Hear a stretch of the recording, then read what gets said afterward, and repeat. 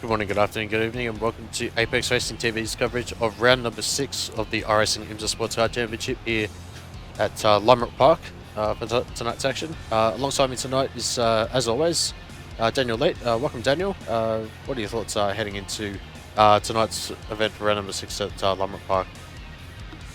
Yeah, good evening, Scott, and all the viewers tuning in on Apex TV. We're in for a great race tonight here at Lime Rock Park. Not probably a track we'd be synonymous with thinking would be a big turnout for iRacing in the IMSA series, but tonight, really good participation, 2 splits, and I think obviously split 1 we got the best of the bunch in here, and a really good mix of cars in all 3 classes tonight. Yeah, absolutely. Just currently making our way through qualifying at the moment. Actually, we've got 3 Daytona prototypes as well, so it's really nice to see there's a few extra prototypes out there tonight, but still the usual split of 10 GTEs and 10 GT3s, so fairly balanced car diversity over the course of this season, so it's always good to see that. Yeah, absolutely. And I think given how we're going with the season and what we sort of saw towards the back end of last series as well, participation, especially in that DPI, starting to pick up a little bit more. Probably still not quite as favoured as the GT3 or the GTE car, but good to see a few guys still out there representing with the car. Yeah, absolutely. Just having a look at the drivers on track at the moment, most of them have actually put in their 2 laps that they're allocated for tonight, given this is a track that is fairly short. It's under 2.4 kilometers in length, so seeing lap times under 45 seconds for the DPI category, and then like sub 46s for the GTEs and 48s, I think, or into the 47s for the GT3. So going to be a lot of laps covered tonight. Yeah, definitely. I think as the race sort of progresses on, it's going to be very interesting too to see how those classes are able to sort of work around each other. As you say, very small circuit around here, and for everyone that's started with iRacing, probably very, very familiar with this circuit here. And while it is simple and short in its nature, still has quite a few tricky corners. Turn 1, 2 complex. Leads really well into itself, but there's a lot of corners once you exit 2 through 3, 4, up through 5. It all flows exceptionally well, so one bad exit's going to make it very, very hard here for your race. Yeah, absolutely. One of those notable corners is going to be turn 5 up and over the rise, and then we've seen some of the drivers in practice in the practice servers actually getting airborne off of that jump there, so it's going to be interesting to see how the drivers are going to be able to control that tonight. But just going to take a look at the weather quickly. So evening session sim time, so it's a 23-degree ambient with a 25-degree track. Winds are easterly at 13 kilometers an hour with 71% relative humidity. So going to be a little bit tricky for the drivers out there, but certainly going to be plenty of grip out there tonight. Yeah, absolutely. Really nice track conditions overall. I think based on what we've seen too a lot with strategies tonight, especially being such a short circuit, but probably for how long they're wide open on the throttle here, I think pit times are probably going to be anywhere from around that 25 to 30 minute mark in the race. Obviously still 45 minutes, so we'll keep an eye on that, but I think that the top stops and times that the guys will be doing through the lane as well will be extremely quick, so we could see a few positions made and lost in that sequence as well. Yeah, it's actually a pretty tricky pit lane entry as well, because you got the exit of the final corner, but yeah, the pit entry creeps on you very, very quickly, so you're going to have to see whether drivers are compromised on that exit there, with drivers trying to enter the pit lane as well. As we've still got just under a minute and 3/4 left of qualifying, but yeah, everyone except Masatoshi Saito has put in a time, but with him just going off track at the exit of turn 2, has pretty much invalidated his lap. So that'll be pretty much the end of qualifying for him. Yeah, and I think the only other car that we got out is another BMW with Andrew Roos as well. Doesn't look to be up on his time at all, so he's running the carbon car. You just see a glimpse there of him getting airborne over through turn. Yeah, absolutely. Be interesting to actually see what the sunlight pattern is for tonight. Whether it's going to be a early sunset, given that 45 minutes is quite a long race. But having said that, though, with the season's very opposite to us down here in Australia, it might be sometime later on that the sun will go down. So it'll pretty much be a dusk race, I think, for tonight's event. Yeah, more than likely, but that'll in itself will present its own problems later on, especially as the sun starts to fade and the light conditions do change. The guys will certainly have their work cut out from making sure they get those eight. Yeah, absolutely. Just waiting for qualifying to conclude. It's less than about 5 seconds left, so we will be able to take you through the grid for tonight's event, 23 car field.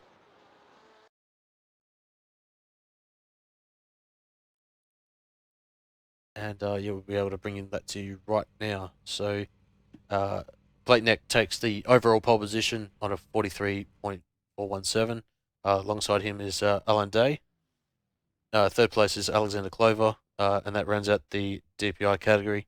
In the GTE category, Attila Tassi takes the GT pole position, 2 seconds over the overall time, but still in the pole position for the class. David Toth, been very, very strong in the last couple of weeks. He starts in 5th position overall. Santiago Souza, 6th. Andrew Roos in 7th. Asger Hebsgaard in 8th.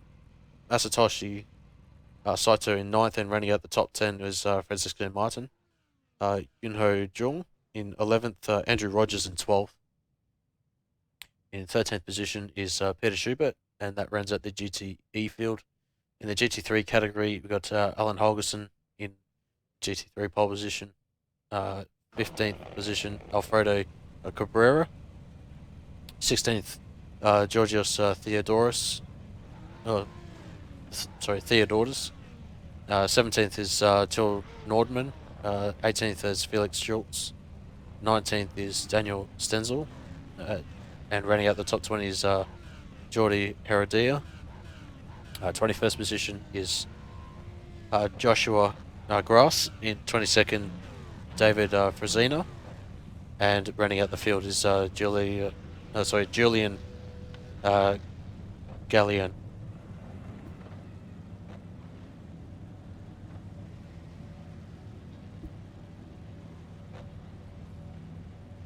So I've just got the Daytona prototype field leaving the field now.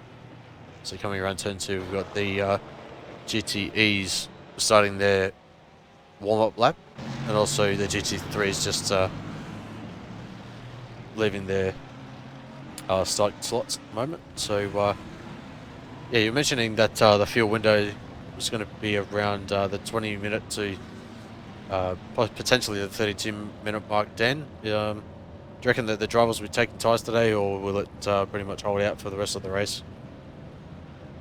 No, I think looking at track conditions and the fact that they're moving later on into the night on the circuit, I don't expect we'll see anyone taking tyres tonight. Given the disadvantage you'd wear for sort of staying in the lane a little bit extra, I don't think you're really going to gain any further advantage on track, particularly in the likes of the GT3s where it is a single tyre rotation. It's not like all four go on and off at the same time, but yeah, I think it would probably be better just to run it as it plays and see how you go. It looks like we got the Daytona field just about to make their way up to the start finish here, so we're going to get a start here as the pace car looks to be ready to pull off. Absolutely. Well, we got the GTEs about to start, and you got to close up on the prototype field, but yeah, Blakeneck takes the lead. Alan Day sits in second. Clever in third. Tassi taking the lead in the GTEs. Looks as though that Andrew Riz has been able to gain a position over Santiago Souza in the GTE field. In the GT3 field, Alan Holgerson takes the lead in the first corner and has a 1.8 second gap over Alfredo Cabrera as they're going to go too wide into turn 3. Sorry, Georgios Theodoros. Yeah, sits in third as they're coming up to the infamous turn 5. It's actually lucky they're not doing the chicane layout at the top there, as they make their way successfully through that for the first time. We're already on lap 2 as Blake Neck is still leading that category. You see that Toth has had an off somewhere that we missed, as I think he must have just run a little bit wide at turn 1. See that Alexander Claver is trying to make his way through the field, getting overtaken by some of the GTE category cars. Maybe he made a mistake somewhere, but he's trying to recover. Francisco Martin is having all sorts of connection issues out there. He's jumping up and down the timing screen at the moment. But it looks as though that it's been fairly even throughout the whole field, which has been good to see. Yeah, absolutely. I was going to make mention that saw Alex Clover dropping down a fair bit. He's a long way back from the back of Alan Day in the DPI class there, and a little bit surprising with the pace that he's running. He's sort of caught up to the clutches of the GTE field. They got a great start being able to close up on the back of that DPI field as we got... we were looking at Peter Stewart there, but yeah, Alan Clover sort of in a bit of no man's land, a little bit of damage on that rear wing, but he should be able to hopefully regain. But the car not quite looking settled like he needs it to be. Yeah, the GTE leader at the start, Attila Tarsi, must have run wide. Soon I know, timing swimmings that he went off track at the start of this lap, just gone, as we see David Toth going up the inside of Santiago Souza, and there's contact between Tarsi and Souza. Souza able to recover, and that's Glover through into turn 3. But in saying that though, Souza certainly not what he wanted, given that there's still quite a long way to go. We'll see how he can recover. Yeah, absolutely. Into 1 and 2, but it's a double-handed complex. They're really coming in wide and trying to cut back in late through turn 2 there, but a little bit unfortunate. They did manage to recover, and he finds himself behind Alan Clover in that DEI, but he didn't lose a huge amount overall, being it's with the slowest point on the circuit, but he'll be able to recover as the race goes on. It looks like Tarsi working on the back of Toth in Porsche as well. Yeah, absolutely. Just having a little bit of connection issues there, Dan. I'll just have to sort that out just momentarily, if you don't mind. Yeah, it looks as though that closest battle on the field at the moment is Santiago Souza, Yunho Jung, and Masatoshi Saito. This battle is for 5th, 6th, and 7th in class at this time. Got 2 Ferraris and a BMW in that battle.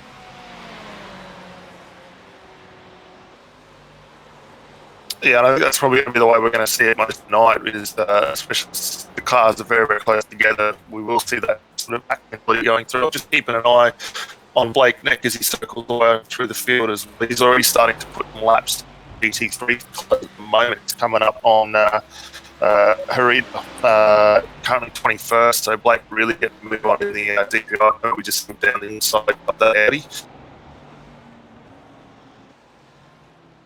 Absolutely. Just give me 1 second. See if we can sort this technical issue out.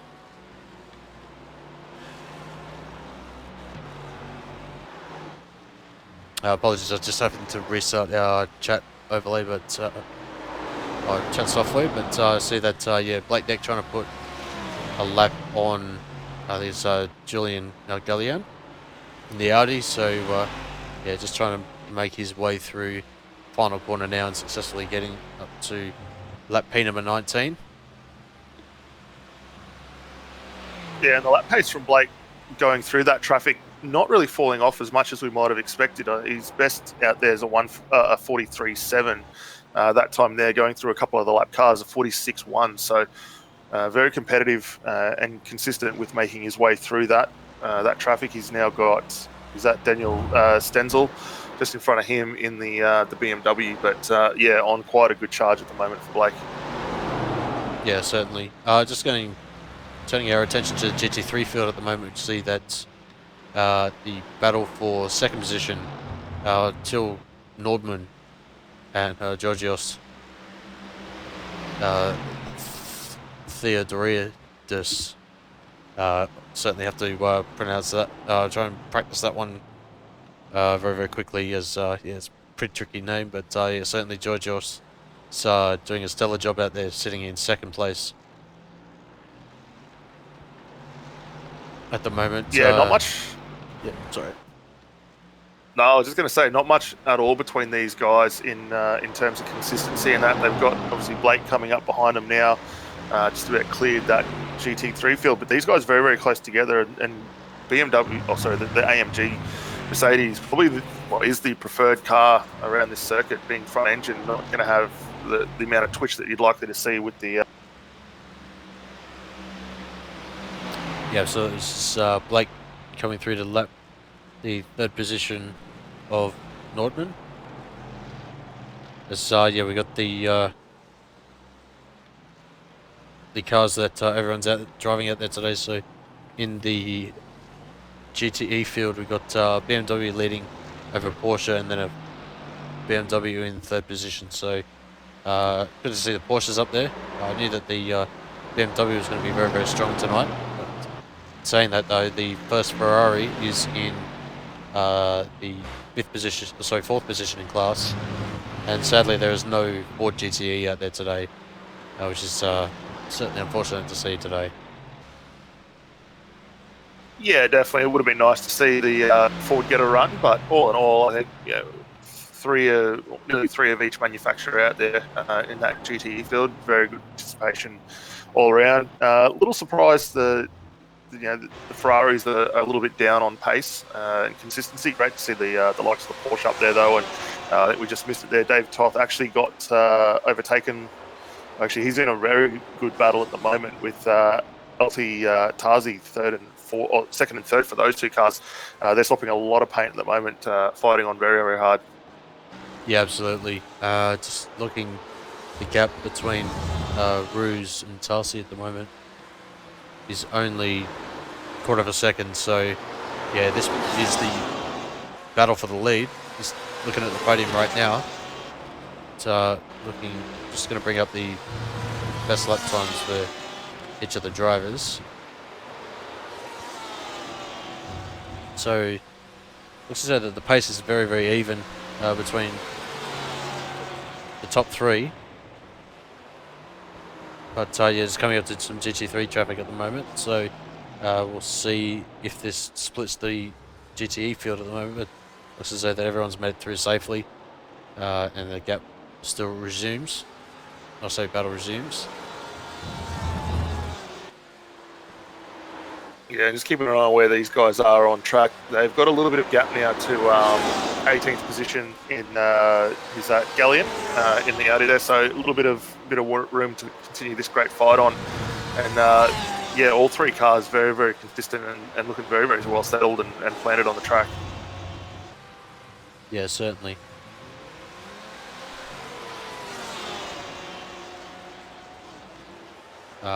Just looking at also so any other battles are on the track at the moment. See that Nordman has potentially had an issue. He went off the track within the last 30 seconds, and he's fallen back behind Cabrera, so he falls out of the podium positions. It's fallen back about 1.9 behind Cabrera, so certainly an unfortunate mistake for Nordman. But yeah, I'll see if I can get that on replay.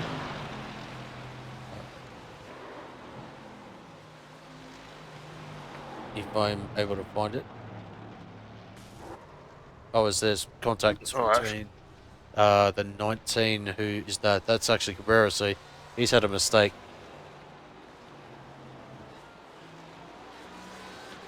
In all of that.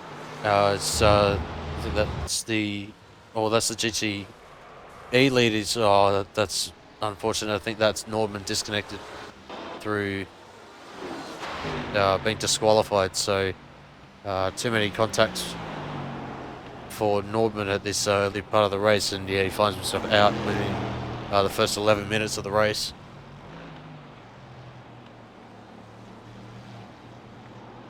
Yeah, not great for Norman there. He found himself a little bit unfortunate after having that contact with Cabrera through turns 1 and 2, then seeming to trip over a little bit in that GTE field. So not great for him there. Good to see that Rue's able to get back into it. Has lost a couple of positions as a result of that, though. He drops down now into third in class.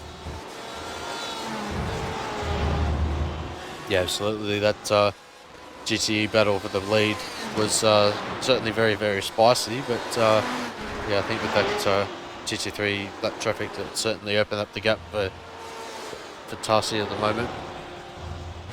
Gap at this time is about 2.2 to David Toth. But yeah, Toth's brings him in some very, very strong performances over the past couple of weeks. We've been seeing him battling up and towards the front end of the top 10. Been good to see, and certainly having a strong run tonight. Yeah, definitely. I think that's part of the greatness of this series too. The consistency that the guys manage to get in racing with these guys week in, week out really sort of helps strengthen where they're running, and they also get to develop a really good sense of feel of how they can get around with the guys next to them, which if you're not familiar with it or you spend more time in the leagues than you do in the open servers, can be a bit hard, but the fact that they're out here every week certainly helps build that relationship. Yeah, certainly see that Clover is getting past Jung. As I see that Blake is also putting a lap on. Was that Saito there, as well as one of the GT3s as well. So by this stage, I certainly didn't expect that Blake would be putting 2 laps on the GT3s. So it just goes to show you the pace of the prototype out there, comparing that to the GT and the GT3. Yeah, absolutely, and he's actually not that far off putting a lap on Clover as well. So that'll be the first of the DPI cars. Obviously, Clover not quite able to get the same pace out of that car. Seems to be running on average around 3 seconds slower than what Blake's doing in the DPI there. So he's going to be under pressure here in the not too distant future, maybe a lap or two before we see 7th outright and 3rd in class actually go down a lap. Yeah, just looking at Hebsgaard at the moment, putting pressure on Saito through turn 1 and 2, through turn 3, or getting up, having a look up the inside there, but not close enough. So coming through turn 4, still a lot of traffic. Hebsgaard getting the run on the outside, as trying to go 3 wide, but not going to pay off, as they're going to go 2 wide again. Saito might have to yield here, as yeah, Hebsgaard getting the job done.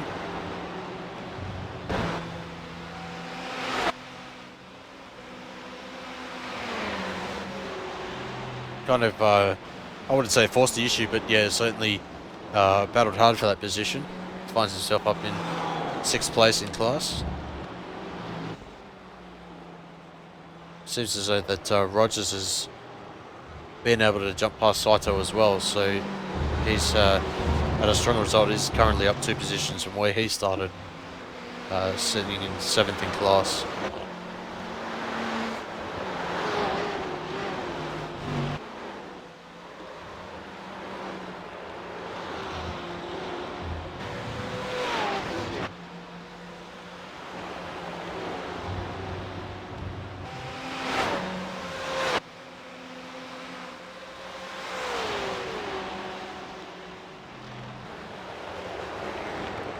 But yeah, in saying that though, yeah, pretty much everyone has pretty much opened up a gap between each of their respective positions.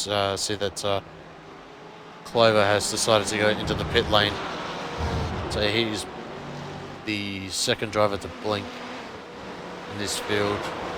See that a couple of the drivers have had issues with people pitting on lap number 8 and lap number 5, so they'll be certainly battling to get it home from here. But yeah, that's drivers of Stenzel, Brezina and Grass. Yeah, it looks like 2 of those stops that have gone through already, only relatively short stationary times that we're seeing from the guys, so only around 6 seconds at this point. So we'll keep an eye to see whether the guys are able to maybe bring those down a little bit more later on in the race. Obviously only 16 minutes down into a 45-minute run. We've got still quite a long way to go before we really expect the bulk of the field to come down for their stops. Yeah, certainly. Just looking at our overall leader, Black Neck, at the moment, driver for Alpine Stars Geodesic Racing. He's currently got a 21-second gap over Alan Day. So, fairly substantial lead. It's over a second per minute gain in terms of lap time. So, be very, very close to see whether Blake is able to lap the entire field. But certainly be interesting to see whether Alan can pick Blake behind at the end.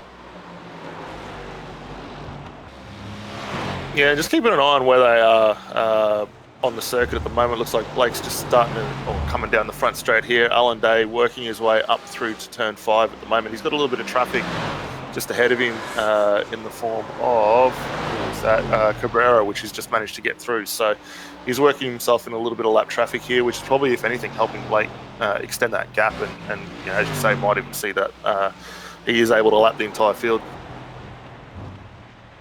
Yeah, certainly looking at the rate that he has.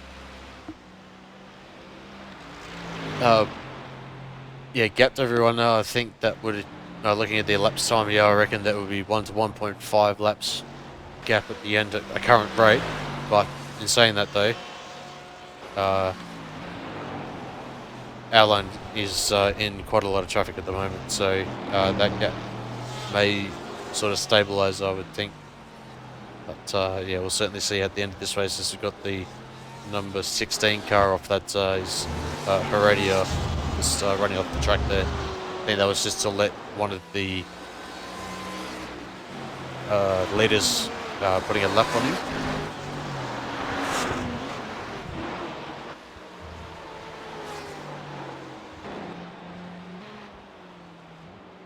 Yeah, it looks like most of the, with the way the field's sort of stretched out now, we haven't really got a lot of battles going on at the moment. Everyone's got that sort of 2 to 2 second gap between each other. Looks like Peter Schubert's just jumped into the lane for his stop at the moment, so we'll keep an eye on his time. He's the first probably of the main GT3 field, or GTE field, sorry, to come in for his stop, and that's actually a little bit long for him. He's in there for 9 seconds now. Yeah, absolutely. I think he just have a quick look. He's not taking any tyres, so whether that was a speeding penalty, we'll have to see. See whether he moves within the next few seconds. So it looks as though he has not left the pit lane just yet, but we'll keep an eye out on that.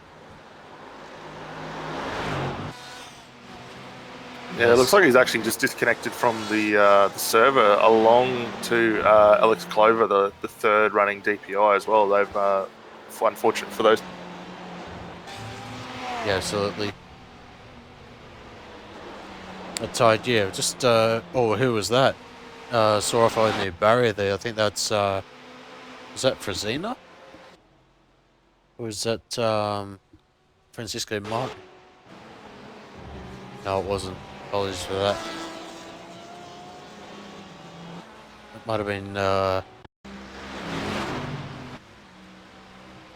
it was yeah, Daniel Stenzel off the track as well in his Mercedes. I did see in the background that there was a I think it was a black Mercedes that was in the wall there on the outside of the final corner there. So I have to try and find out who that is, but sadly I'm not able to find out who that is.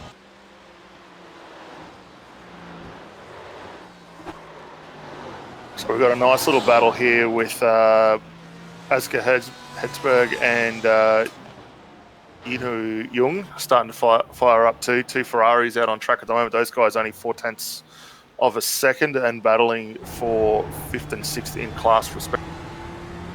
Yeah, absolutely. Just going to go on board. Just give you a bit of an idea how the Ferrari's going around the circuit of Lime Rock Park. It's coming up to that infamous turn 5 hump. Oh, Hebsgaard got a huge run and is able to leapfrog Jung there. So he runs a little bit wide on the exit of turn 6 and through 7. Finds himself in 5th position in class, 7th overall. But we'll see whether Jung can try and regain his position back. As I know that these two cars have been battling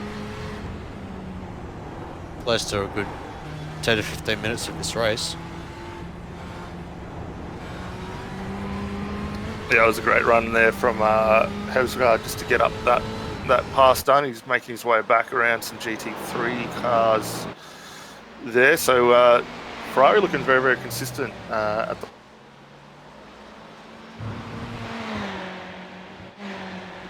Yeah, certainly Jung just getting past that GT3 traffic as well.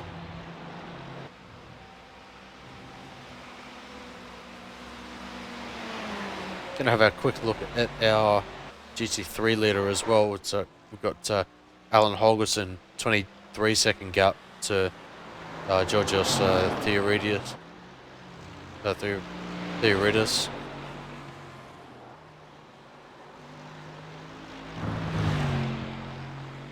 Yeah, Alan's Mercedes looking very, very consistent out here at the moment. Lap time's very good. Last time by was a 48.4. So Mercedes hasn't really deviated too far off the pace. If anything, he's only slightly slower than what we're seeing from the guys in the GTE field, or at the back end of that GTE field, sorry.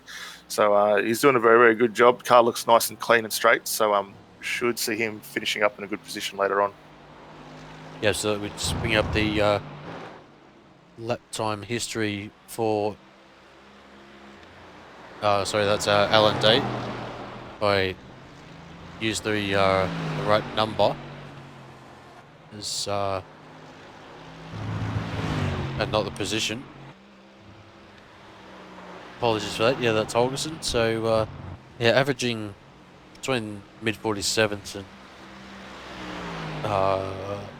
mid to low 48s in terms of average time. So last time was his personal best of a 47.6. So yeah, lap 28, yeah, 28 was seems to be heavy traffic. So costing him about 3 seconds per lap there.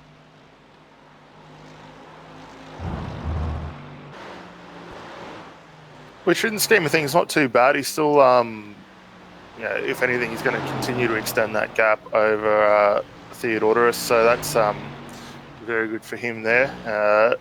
Julian Gellian doing a good job in that Audi as well, bringing that up into 3rd in class as well. So probably not a track we would have seen or favoured to see the Audi going around, but that's doing a great job there also. Yeah, absolutely. Actually drove the Audi around Spa last week for just doing a bit of practice, and yeah, that was very, very tally car, and just especially into sections like Blanchimont and through the bottom of Eau Rouge over the top of Radion. So yeah, the cars can be very, very feisty in terms of early to mid corner. So the fact that Gallian has been able to stick the car up into 3rd position is an awesome effort. Yeah, definitely. And it looks like too he's able to get that that car through the mid corner very well. It keeps a nice pace there with the BMW just ahead. So the Audi for the setup he's running looks to be working very, very nice. Yeah, absolutely. Just looking back at Hebsgaard and Jung, this battle certainly raging on very, very well. Just having a look to see whether I am got live pictures in there. I do. Actually, that's Rogers. Apologies for that. So either Jung has fallen off the pace, or Rogers has certainly decided to pick up the pace, and is trying to grab that sixth position. Yeah, Rogers last time by 2 tenths quicker, so the BMW is still working very well this far into the race, 26 minutes down, and starting to really apply the pressure on the back of Jung. Hebsgaard's been able to really extend his lead or that gap over Jung up to the tune of about 4.4 seconds since he made that pass a couple of laps ago. So Hebsgaard really getting onto it, but Jung really starting to fall into the clutches of Rogers.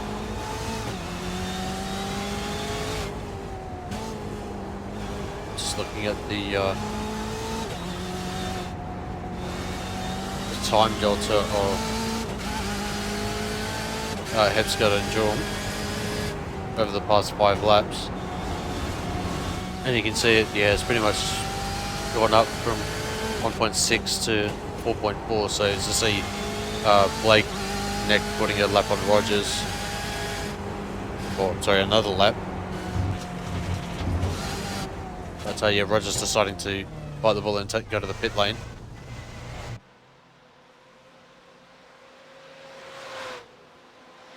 Yeah, and for those playing at home, previous stops in the GTE cars, we're seeing around 16 seconds. So be interesting to see just how quick they are able to clear it. 7 seconds, that's a good stop for him, and back out underway. Yeah, it's a relatively short fill compared to what we've seen. Probably, I'd say that this track would rival Mid-Ohio sort of spec field strategy, so certainly a short fill stop, and we'll see whether he's able to make it the final 19 minutes of this race. Yeah, absolutely. I think, and when we've spoken Mid-Ohio from last season quite a few times in previous races, we saw those guys out there seemingly able to extend the fuel window to around the 38-minute mark. So we may potentially see that from some of the guys a little further up. Obviously, we've got Blake and Allen still to pit in the DPI cars, and first through 6th or 7th at the moment in the GTE field as well, yet to come down the lane for their stops respectively. Yeah, just bring up a graphic to see who of the drivers has pitted. We got Schultz in the pit lane for one of the AMG Mercedes, currently 6th in class at this time. See what his pit stop's like as well, to give a bit of a reference for GT3s. As yeah, clock's ticking up and up and up. It's over 20 seconds right now, so potentially he may have got a penalty for that. It's quite a long stop for the GT3s. Normally we see it about 15 to 16 seconds, but yeah, he's adding 30.5, so must have been a mistake on the entry for Schultz, or some other technical issue. Yeah, that's a long way. A lot of fuel. If it is a miscalculation on the fuel, for instance, to be there, he's going to be way disappointed for that. Looks like we also got Yunu Jung in for his stop as well. We saw him having a good fight a little while ago with Rogers, so he's got to beat a 7-second stationary time, which we saw Rogers do, and it looks like he's been able to do that. 6 seconds stationary, I believe, and back underway now.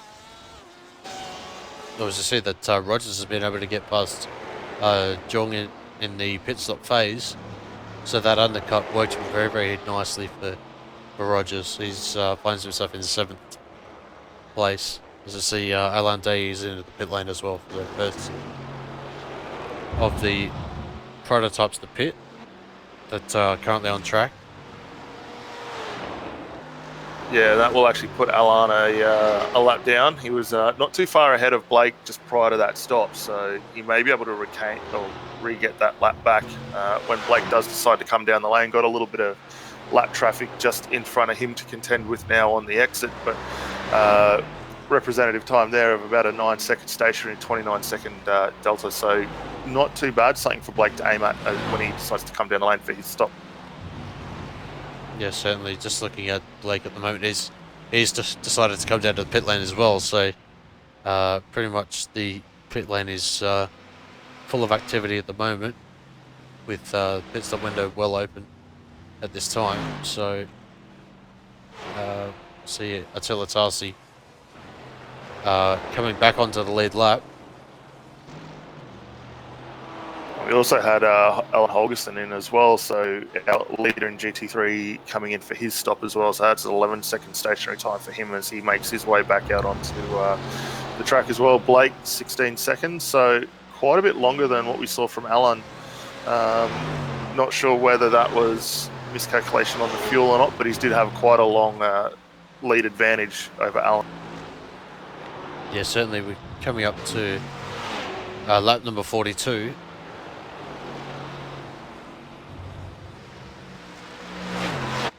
There we go. As I'm going to show you that one, as Tarsi has put a lap on the number 21 car of Felix Schultz. So there are only, was it 5 drivers on the lead lap at this time. See that Blake is about to put a lap on Andrew Roos, who hasn't pitted yet.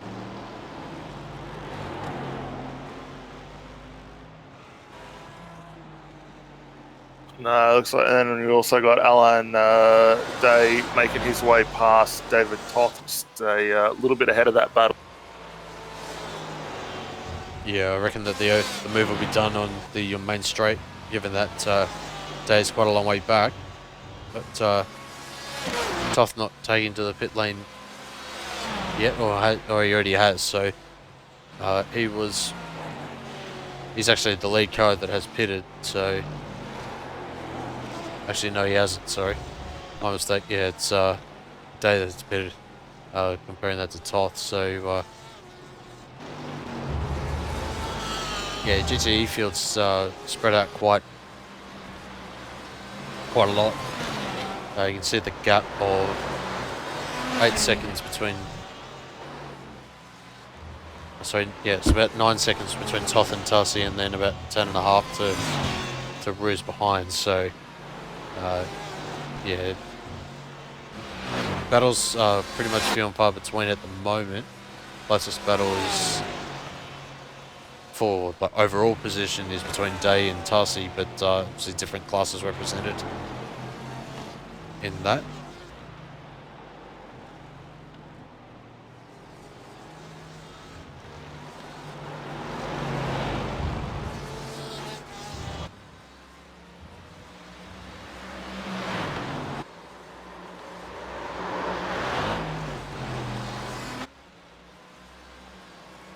Well, we have a small break in a little bit of action at the moment, 34 minutes in. We might do a quick run through of just the class leaders for the viewers out there. Obviously, we have had a few retirements, but overall, out in front, we've got Blake Neck, currently setting some great pace in the DPI. Alan Day, third outright and second in class, and the second remaining DPI doing quite a good job. LT Tarsi, first in class for the GT3, currently second outright. Obviously does have a pit stop to make in that BMW, but has himself quite a nice little gap over David Toth in the Porsche.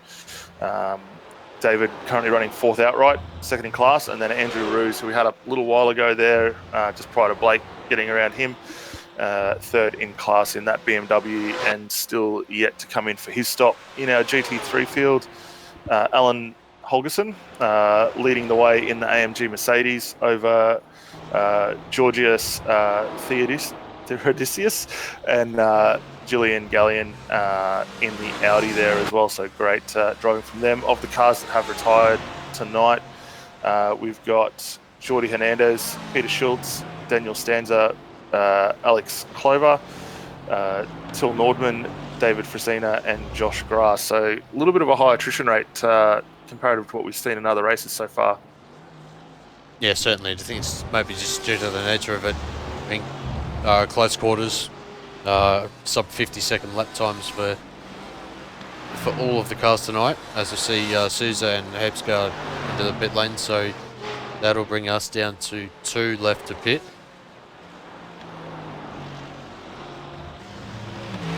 But yeah, looks like Hebsgaard actually nudged the wall and slightly missed his pit bay as well, so that'll add a slight bit of extra time to his stop. Looks like Andrew Roos has also come in for his stop, and that'll basically leave LT Tarsi out to come through for his.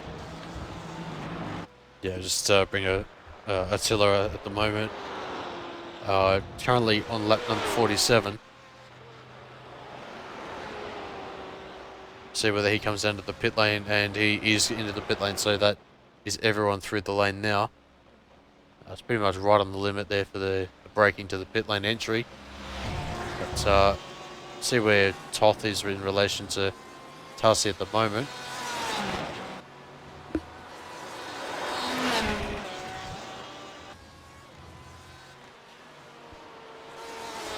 See that Tarsi's coming through the pit lane right now. He's all the way out on the track at the moment, so still got a gap of about 10 seconds, I would say. The time is just sorting itself out right now. So yeah, actually the gaps are hovering around 11.5 at the moment. So Tarsi's actually, I think, gained overall through that pit stop phase, actually, relative to Toth. So Toth might have had a bit of traffic to negotiate, which has opened that gap out slightly. Yeah, definitely not probably what he wanted, but still all in all holding very good position there. It looks like Sousa's actually had to come down the lane again for a second stop. We've got quite a few cars back for stops here. Sousa and Gallion both making second stops tonight, and not sure whether that's for damage or spins in those cars. Yeah, I've just got the replay up right now of Sousa coming through turn 4. And I think he might have just lost it. And who's that? As well, I think that might have been Andrew Rogers was involved in that too. So Rogers having a strong result and sadly finds himself in a bit of collision. Oh, sorry, no, that might be a different GTE. Yeah, the other big news too, LT Tarsi is also back in the lane for a second stop as well, and not sure. I think he might have clipped a wall as well. His car's up on the stands at the moment as well. Ooh, see if we can bring a replay of that one as well. Oh, actually, no, that was Tarsi. So, yeah, my apologies. That was Rogers that was going around Tarsi. So.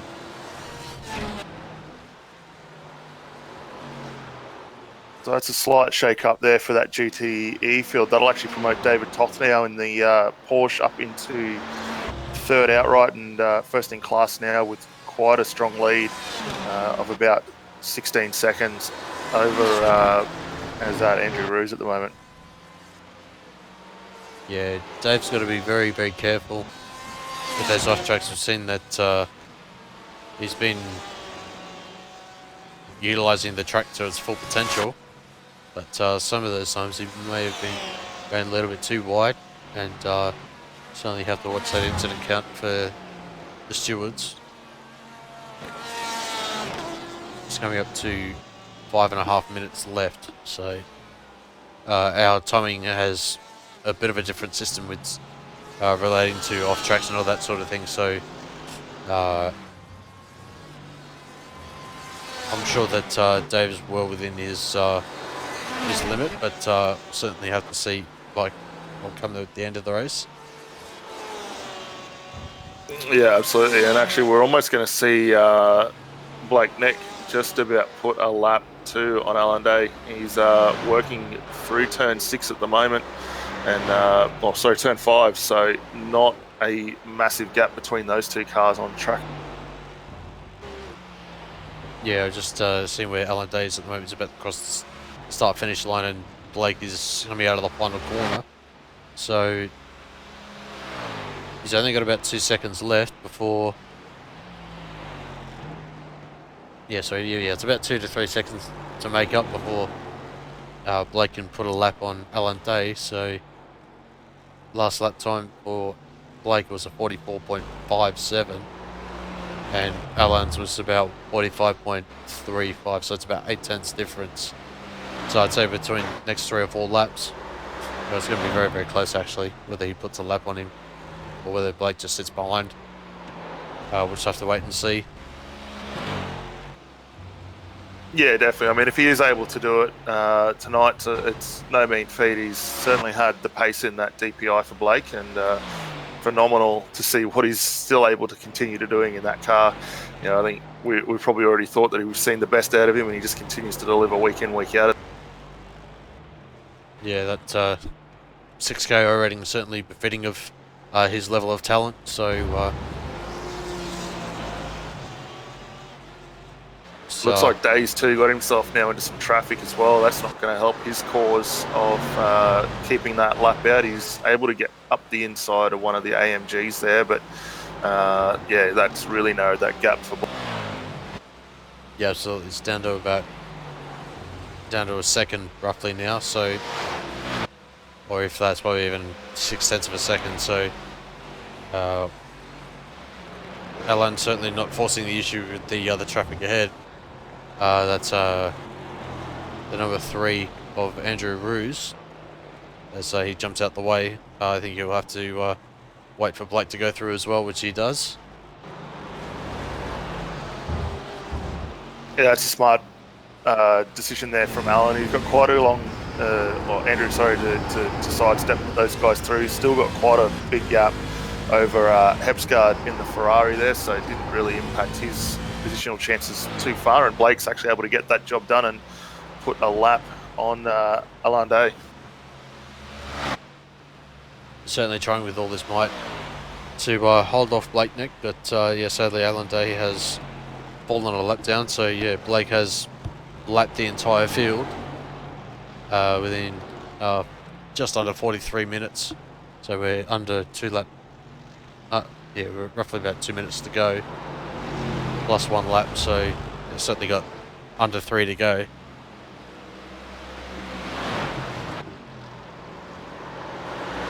Yeah, it looks like if anything, Blake's got pretty good clear track ahead of him now, just probably a couple of more cars to contend with over the next couple of minutes. Alan with some issues there. Is that Andrew Ruse and him coming together too up through turn 6? So that's we'll have to double check that one and maybe catch a replay. Yeah, just got it on replay right now. As they brought it back a little bit, coming through turn 5. It's one of the oh, he might have got loose on the top of the hill there, and was one of the Mercedes behind. Can't pick exactly who that was, because I think Ruse was in a BMW, so certainly wasn't Ruse involved in that. So might have been Felix Schultz, but certainly can't confirm that. But yeah, certainly unfortunate for Alan Day to have issues within 2 laps at the end. Yeah, definitely not what he would have wanted to see at the back of the end of this race there. So, but obviously we'll retain that second outright in. Yeah, absolutely. Just got our cameras focused on Blake Neck at the moment, trying to determine whether this is the final lap of the race. We're under 25 seconds to go, but I think there will be one more, so Blake will force 60 laps of this race, which is certainly an astonishing achievement. I certainly didn't think we'd be getting to 60 laps today, so just goes to show you how fast he really was today. Yeah, definitely. We might get on a onboard here as he does his final circuit of Lime Rock tonight.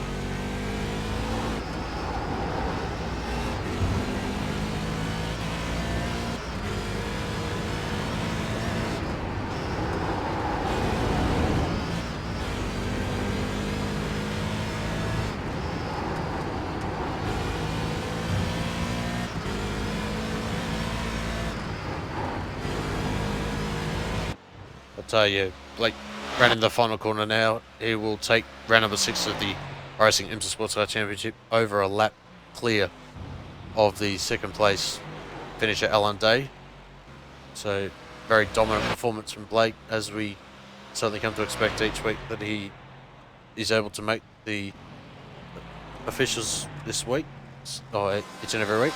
But yeah, David Toth currently on his final lap.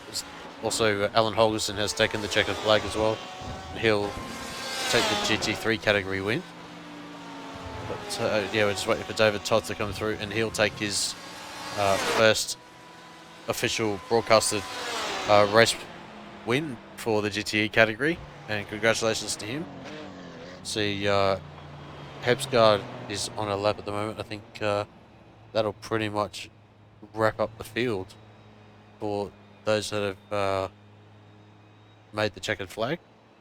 So certainly had quite a number of retirements within the last couple of laps as well, by the looks of it as well. So interesting to see what happened to those drivers. But yeah. Yeah, got a final race classification for you. Round number 6 of the iRacing IMSA Sportscar Championship. Should be able to show you momentarily. And Blake Neck takes the overall win, 1 lap clear of Alan Day in the second Daytona prototype. David Toth takes the GTE category win in the 4th position, and second place over in the GTE category was Andrew Russo. Solid performance from him tonight. Good to see him on the podium.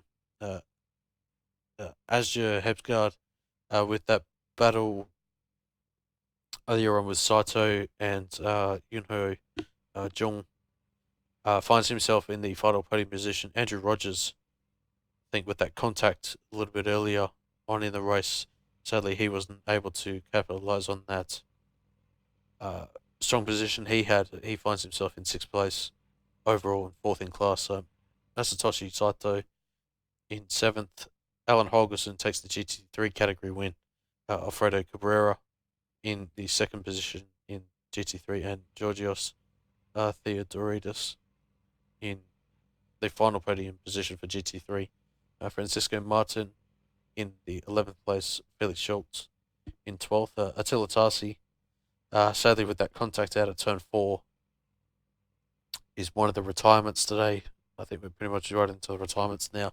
Santiago Souza, Yunho Jung, Julien Galliant, Jordi Heredia, Peter Schubert, Alexander Clover, the final Daytona prototype in the field tonight. Daniel Stenzel, Tilt Norman with that contact. I think that was out of turn 4 as well, with another GT3. David Frazina and Joshua Grass running at the field.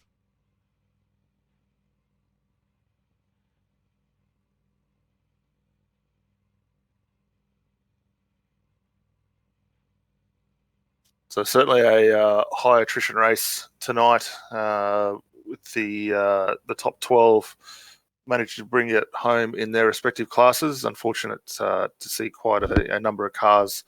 Obviously, would have been potentially due to DNFs and incident limit.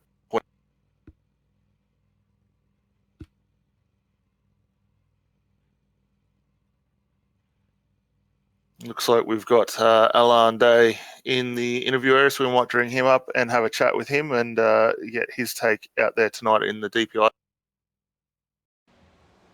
G'day, Alan.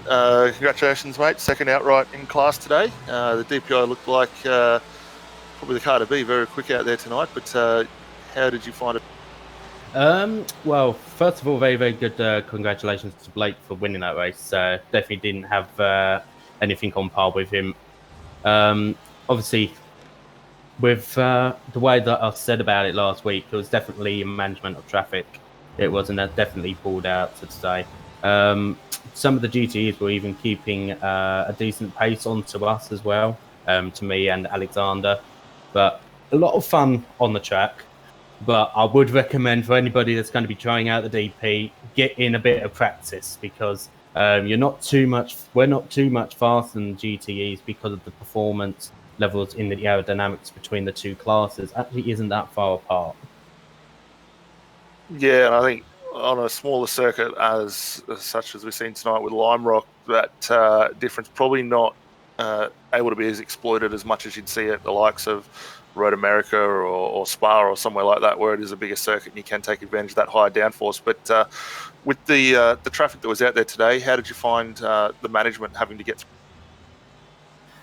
I think you probably saw towards the end of the race, I had a bit of a moment coming over the hill, but that was just generally just my own mistake trying to correct something that wasn't really there. But so the GT3 cars and GTE cars were actually getting off of the racing line to help out myself and Blake a little bit, because obviously gaining on another car in the middle of the corner was actually going to be a very difficult thing. So we were definitely getting of a help from the GT3 cars and GTE cars actually getting out of the way a little bit, which obviously they're in their own race, so they don't have to do that. But altogether, I think it was actually not that bad considering I was actually a little bit nervous with how the traffic was going to be handled, which was something on my mind more than anything else. Yeah, definitely. I think we saw that quite a few times with the guys, as you say, stepping off the line to help facilitate those passes through. With the car setup tonight, obviously you touched on that earlier, something that probably needs to go. How did you find another week on, getting a bit more familiar with the car? Were you able to make some more inroads in the setup? Yeah, like I'm definitely going to be working on the front ends, and that way it's able to get turned in some of the faster corners. It's more about understanding the car and actually knowing what it's capable of. Like Blake obviously knows the car very well. Like he was during qualifying, he was almost 2 seconds quicker than me. He was so like I was only able to be narrowly quicker than the GTE cars. Obviously, I'm only racing. I did qualifying with full fuel because that was like the first moments I was getting used to the car, where the GTE cars were doing it with barely any fuel in it. But gradually, as the race progressed, I was getting more confident in the car, which is a big part, especially on a track like this. You need to have a lot of confidence in the car that you're racing with. Yeah, absolutely. Obviously, next week, move on to Circuit Gilles Villeneuve and then in Montreal there. So quite a different mindset to get your head around, and likely to see you out on track for that one. Yeah, like, and that is actually one of my favourite tracks. Actually, always very good all around, no matter which class you're racing on. So, like, I'll be definitely working on that quite a bit to be able to try and put on a little bit better pace, and then hopefully I'll be able to keep it a little bit more interesting for a little bit longer than what I have been today. Definitely. Well, again, congratulations, second outright tonight, mate, and we'll certainly look forward to seeing you out next week at Montreal. Before we let you go, is there anyone you'd like to give a bit of a shout out?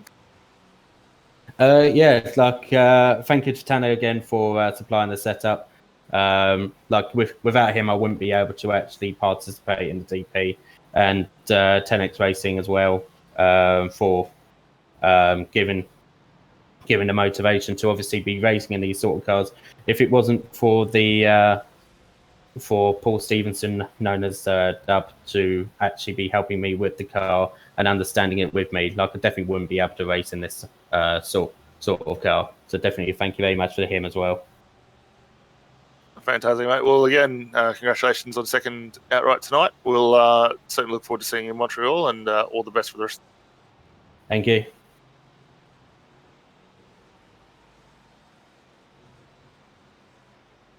That was Alain Day, second outright tonight, and doesn't look like we've got any other drivers up for interviews. If anyone is in the YouTube chat, the link has been provided if you'd like to jump in and have a chat. Scott, while we wait, did you want to have a look forward at the week? Yeah, absolutely. So coming up on Apex Racing TV later tonight, we have the iRacing VRS GT Sprint Championship for round number 6 of the championship. That will be at 18 GMT for round number 6 at Brands Hatch. I think that's the Grand Prix layout. I'm not mistaken. Then alongside that as well, 1915 GMT, we've got the BSR MX5 Pro Series for round number 18 of the championship. That will be Indianapolis Moto configuration. On the Thursday, we've got BSR TC Pro Series in the Kias for round number 11 of the championship. That'll be at Silverstone. So that will be at 1910 GMT. Broadcast will start. Then on Friday, we've got the iRacing Le Mans Series 1900 GMT split for round number 6 of the championship. That'll be at Circuit Spa-Francorchamps.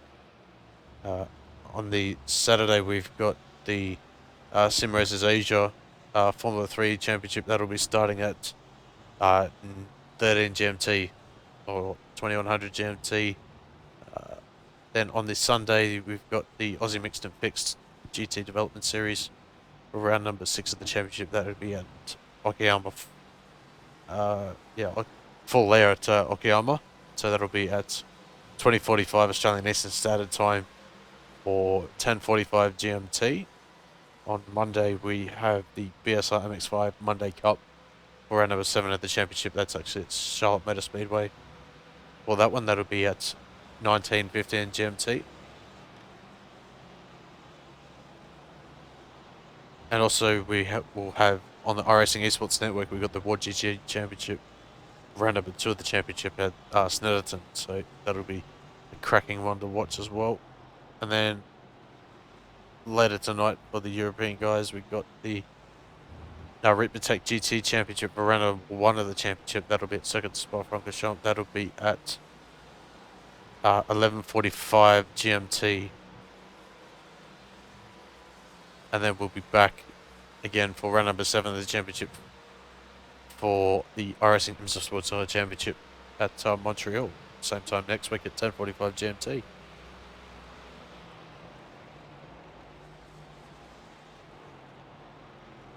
So plenty of good racing going forward. It doesn't look like we've got any other drivers jumping in for interviews tonight. Scott, what was your takeout from the race tonight? Obviously, some great participation from the drivers out there and some good racing all around. Yeah, absolutely. Given the fact that we had 2 splits going on tonight, I think that was probably the right way to go. Given the nature of the Lime Park circuit, 2.4 kilometers with upwards of 40 plus drivers would have been absolute chaos. So I think that with the split that we had tonight, we certainly had a lot of action out there tonight, as we certainly come to expect tonight, which is good to see. And sadly, yeah, as you say, we had quite a high number of attrition, but yeah, I think that might be just due to the nature of the circuit being so tight and twisty and kind of a short circuit as well. But yeah, coming on to next week at Montreal, be interesting to see how the prototypes are going to be able to navigate through the GT traffic, given that it's still a fairly narrow circuit, but it's a little bit more open in the fact that it's quite a long circuit, be about 1:30 lap times, I would think, but across all of the classes. I know that certainly in the F1s they are doing about 1:14, so yeah, certainly a little bit slower in the GT and the Daytona prototype cars. So yeah, certainly looking forward to next week. Yeah, definitely. I think we're in for some very good racing at Montreal there, but I think that might just about wrap us up tonight here. So, Scotty, I might let you take it out. Yeah, absolutely. So, yeah, thanks once again, Dan, for coming on board tonight. I certainly hope to have you on board next week, as always. And, yeah, thanks to everyone else in both the YouTube and Twitch chats for tuning in. Sadly, I haven't been able to test out the Facebook streaming on my end. Some technical issues between myself and the servers in England to enable the Facebook stream, so apologies for that for those that have been tuning in on that platform.